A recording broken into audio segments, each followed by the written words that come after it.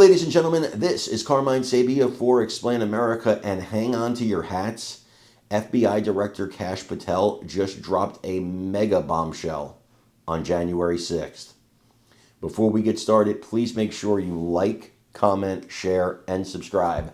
Those little things really help us out, and they help our channel continue to grow. A lot of people have wondered what the FBI involvement was in January 6th, and until now, we've had no evidence.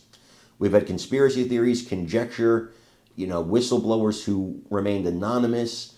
We had all kinds of things like that, but we never had any actual concrete evidence that there were FBI sources on the ground in Washington, D.C. on January 6th. Until now. Kash Patel, in a wide-ranging interview where he talked about a lot of stuff, he said there is evidence, we have it, and it's going to be released to the public. And what he said was the American people would be shocked and surprised by what they found out. Was entrapment involved? I don't know. I haven't seen the evidence. But you have to wonder, sometimes there's people that maybe have an idea, they're going to do something, but then they're like, nah, I'm not going to do that, it's too dangerous. But then they're egged on by somebody else, yeah, you should do that. And imagine if it was an FBI source, an FBI asset, who egged these people on, and then these people were arrested. And it was all an effort just to make Trump look horrible. I don't know if that's what happened.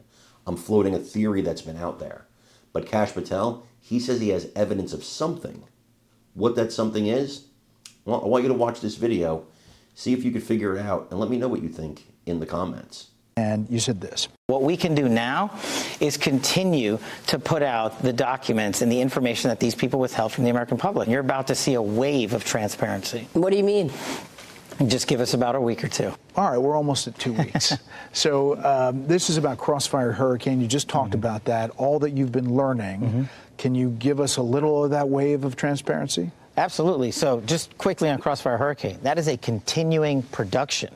We have found material, and I'm the Crossfire Hurricane guy, that I didn't even know existed in FBI holdings. So there's been held someplace else? Or that's been stashed away in locations that people thought we wouldn't find it because we wouldn't know to look for it there.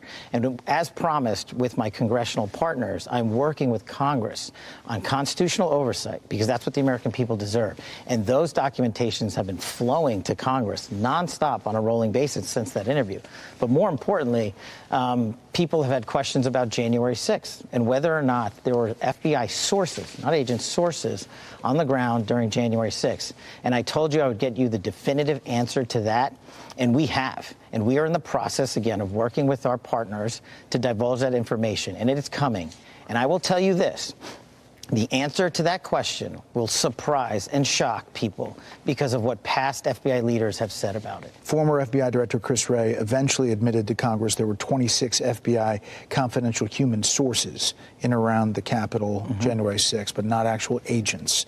Can you say that's true? Are there more than that? What you're learning from that? I can say that that is definitely a piece of the truth. Why it took a ton of time for and questioning in Congress for the director to get that point is what I'm trying to eliminate from the FBI. If Congress asks you a question under oath, whether or not there were sources in around January 6th at the Capitol, you as the director of the FBI need to know that and not deflect and give a D.C. answer.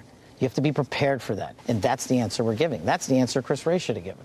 And eventually everybody's going to know the whole picture. Yeah, because the American people deserve that. And look, no one's more frustrated than me. Remember, I was chief of staff of the Department of Defense on January 6th. We said that we were ready, and the president had previously authorized the National Guard to be there days in advance. I spent 2 years, a small fortune, grand juries, to testify to the truth. And what happens now, years later? We were right. Bowser and Pelosi rejected that offer.